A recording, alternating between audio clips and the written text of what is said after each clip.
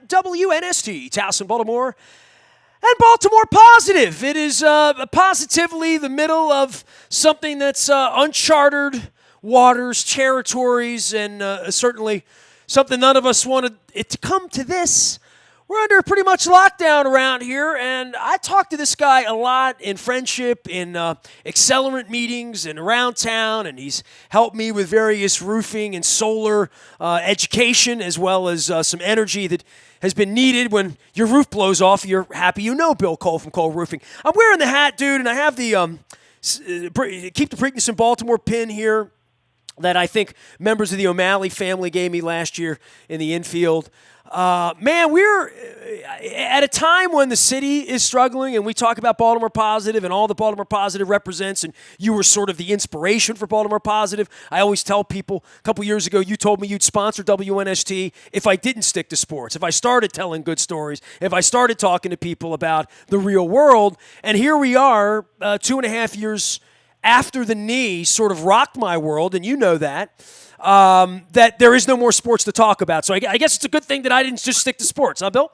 Yeah, well, it's all gotten pretty real pretty fast, you know. You think the world moves fast normally until you get into this. Until you see a virus or like a tidal wave, world, something like that. Yes. Changing by the hour. So yeah, it's pretty remarkable.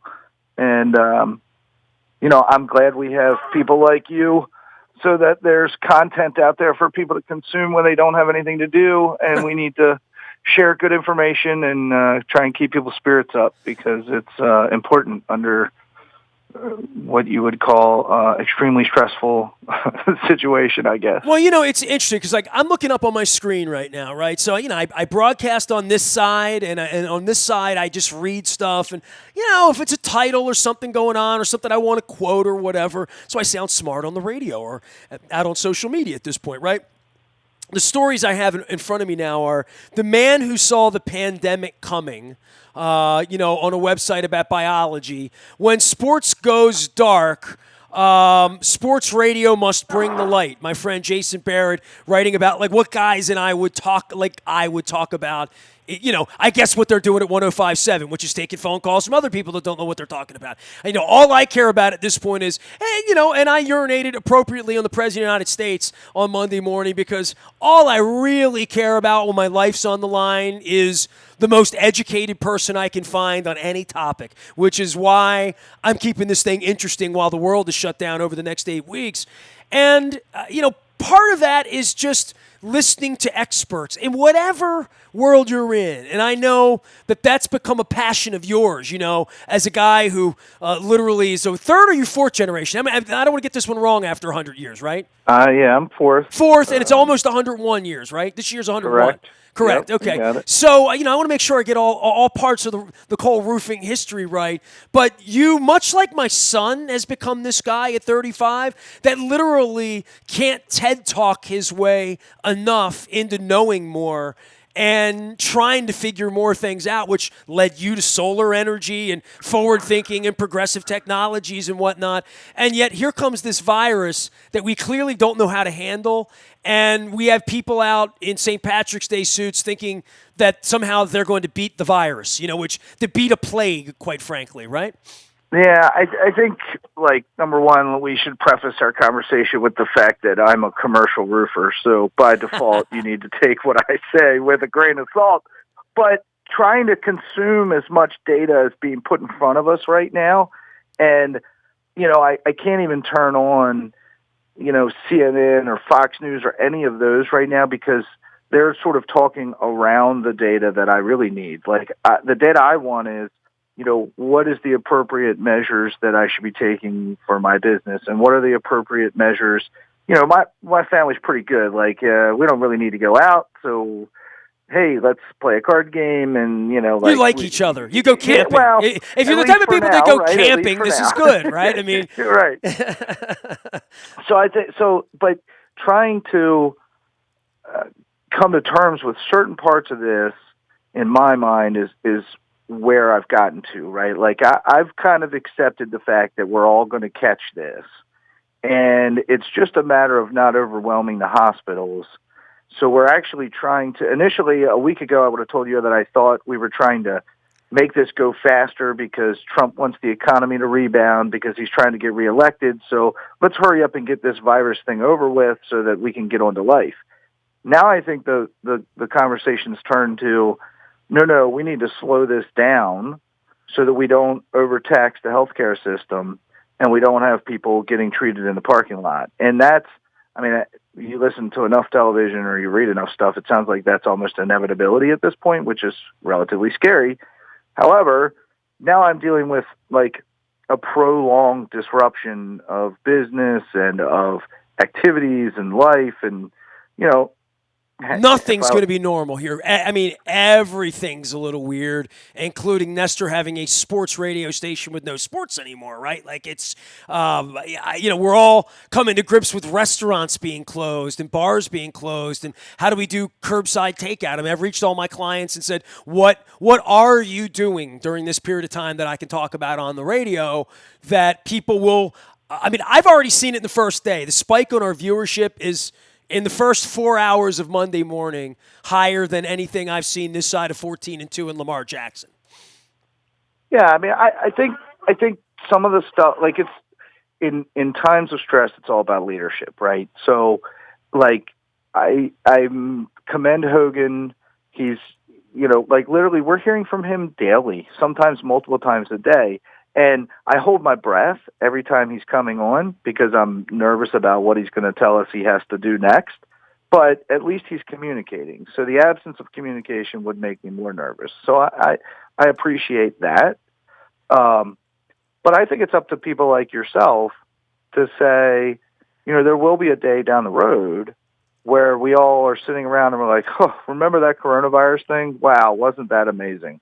What a terrible, like crazy. Well, 9/11 in the middle of it, event. right? Like I've talked about this with a lot of folks already, and you put it in your own mind. Like Brian Kowitz came on and talked about the baseball strike in his life where he was trying to make the big leagues and how incredibly stressful that was for him during his life. And I think about my parents dying and the aftermath of that and the emptiness of that and the timelessness of that and the emotion of that and the feeling of overwhelm and it'll never be normal again, when your dad dies and you're 23, And I think 9/11 was that way. I've had these momentous, nothing quite like doctor walking in the middle of basketball games on March 20th of 2014 and saying, you have leukemia, you're not going to leave the hospital.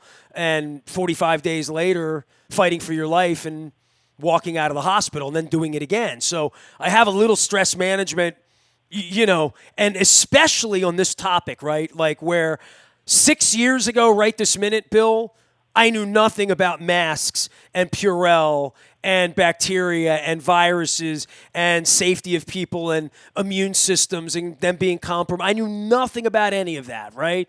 I got a very, very, very quick education. You want your wife to stay alive? Wear this mask. You want your wife to stay alive? Don't touch anyone. Don't have anyone breathe on you. Go home. Go directly home. Don't be around people. I did that twice in my life, so I'm very familiar with how awkward it is. And and folks are going to have to get real comfortable with awkward, or it's going to get more. It's going to be like a toothache. It's going to get more awkward. Well, I don't. The concept of, hey, they've closed schools, let's plan a play date, or it's St. Patrick's Day, and, I don't have to go to work on Monday because now I'm teleworking. And I'm an American celebrating an Irish holiday where we all drink and act like fools. I mean, there's no right answer for people. Everyone's making their own decisions. There's certain things that you have to do, but this is really about, how you feel in your community as a member and what you're willing to sacrifice and deal with, in order to help protect those around you. Because, whatever the data says about, over 60 versus under 60 and that the kids and all, I mean, we are trying to put in steps to protect what sounds like, the oldest demographic of our population. And some people just don't seem to be concerned about that. And that's why I think the activities that the government will continue to curtail are all because, we just can't really manage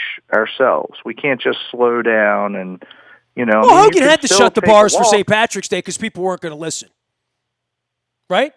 Literally. Yeah, well, but I mean, they're like 2 days late for that. Like, most of the people had their fun over the weekend. And I mean, we don't really know how many people have it or how many people are running around with it because we're not really doing the testing, and they're not testing the kids. And like, I don't know if West Virginia still doesn't have any cases, but is that because no one in West Virginia has been tested, or is that because literally some reason no one in West Virginia has it? Like, you just don't. The data is too incomplete to understand. He is Bill Cole Roofing and Gordian Energy on roofs, doing solar, trying to understand the coronavirus, trying to get through it with real businesses. We talk about leadership in the city, and I have no idea what's going to happen to the election. Mary Miller's trying to get it moved. I know in some other states they've been getting it moved. I'm trying to inquire as to what's going to happen with our forum we had slated for April 14th. I mean, at some point, Baltimore will exist, and there will be leadership, and there will be a mayor, and there will be another one, and we will have a vote on that. We will have 2 votes on that. So I'm sure of all of that.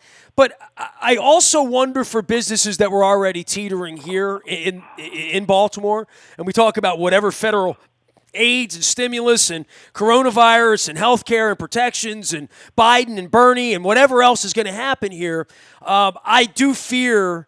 And I know so many local business owners. I mean, Bill, part of my deal, like you, and doing these accelerant events is we know so many people with a wide diversity of different businesses, from businesses that are cleaning services to accountants to, across all spaces, that they're all being affected right now. I mean, I just look at the logos around me, Liberty Pure Solutions and their water, and Pizza John's, and I'm wondering, am I going to be able to get a curbside takeout pizza? Royal Farms, I think they're open because they're sort of a gas station, and, you can get groceries there. That's important. I don't know, but I just don't know.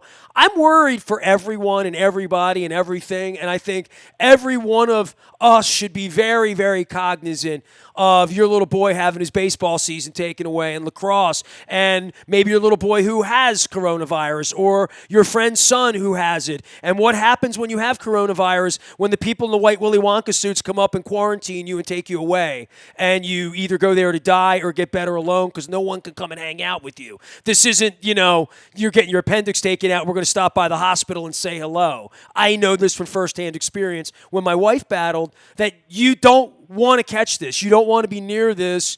You want to stay home. And all that being said, I don't know what that does to our society if this goes on 6 weeks, 8 weeks, 10 weeks, 12 weeks. That, yeah, we'll talk about the Orioles and lacrosse season and all that. I'm talking about lifelong businesses that could not sustain that sort of blow, and what we see in the entertainment industry as well, and everything around it, right? Yeah, and it's really hard to even figure out what you can do to try and help each other at this point. So, like the restaurants, your local restaurant that is definitely going to teeter on the brink of survival. Okay, I can do carry out, but like, am I carrying the coronavirus out of the restaurant and into my house? Like, I don't know. And, why should we risk that? I mean, the point is to slow down the spread so that we don't overwhelm the hospitals. Like, the next activity that I'm looking for is, I want to know how we're going to get 1,000, 2,000, 5,000 more beds ready. Because if that's what we need, then that's the activity we should be dealing with. And right now, we're dealing with social distancing, and why is there no hand sanitizer at the store? And you try and understand that. And I think the supplies are coming. I don't understand why they wouldn't be. Maybe the day when all the truckers get sick, maybe that's when we have supply chain problems. But right now, the factory that makes the hand sanitizer should be okay and should still be producing hand sanitizer, and hand sanitizer should end up back on the shelves. And as long as people don't buy the whole lot of it and stick it in their basement, then I think there will be enough hand sanitizer for people. But I don't really know that. I'm just kind of applying my logic to it. I think that there are a lot of businesses will be affected. I honestly believe that life as we know it will be different. Like, you have to figure out childcare right now if you're a if both mom and dad are supposed to go to work and, haven't figured out how to work remotely when they work in construction and they are a brick mason or a roofer, and when mom's a nurse and she has to be at the hospital to take care of sick people, like, where do the kids go? So those are real life, decisions and choices that people are having to make. And as communities, it's not even like I can say, yeah, just bring your kids over to my house. We'll watch them because I can work from home. And, I'm not supposed to have your kids in my house right now. I'm supposed to quarantine and, we're supposed to stay away from each other. So it's really hard. We don't even really know the ways to help each other. And that's the struggle for me. All right, well, we're all in this together, right? And we're going to try to stay on top of things, and I'm going to keep broadcasting from more than 6 feet away. And I'm lucky, honestly, I have a million people like you that can make 20 minutes or a half an hour. Some folks have too much time on their hands, like Sticks would say, right? And I want to make sure we're all being productive here, right? Like, that's an important part for me, is that even if I can't conduct business, even if my business partners are struggling, I can do whatever I can do to help them, to tell a story, to extend a little bit of information wherever possible, that I'm going to try to use this time as a time to hunker down here and do a little bit of yoga with my cat. You know what I'm saying? Hang out with my wife, try to stay clean and straight up with what we're doing around here, and try to build this thing so it's better when we get back for Baltimore Positive and NST and literally for everybody in my space. And I appreciate your support always. And more than that, just staying on this thing from a civic standpoint of making sure that people are getting the good information, not the bad information, right? Yeah, I think the maybe you sign off every single time now with like, hey, this is temporary. I don't know what temporary totally means right now, but I know that this is temporary, and there will be a day down the road, and that day is going to look different, just like, before cell phones, the world was different, and before the internet, the world was different. And, I don't know if this will be our last pandemic. I'm guessing it's probably not going to be, and we'll be better the next time we have one of these. Because we won't fire our pandemic systems 2 years before as a federal government. We won't elect someone that would do that. And we'll understand what's the word social distancing even means, and we'll all have remote work plans. I mean, us as a business, we've had technology at our fingertips that we have not deployed because we didn't really need it. And now I'm trying to figure out how to operate certain things that I don't even know how to use so that Well, this is a learning opportunity. You have a growth mindset. This is a chance for you to grow, Bill Cole. Absolutely. Absolutely. And we're going to be a better company for it. But we're definitely going to have a tough quarter.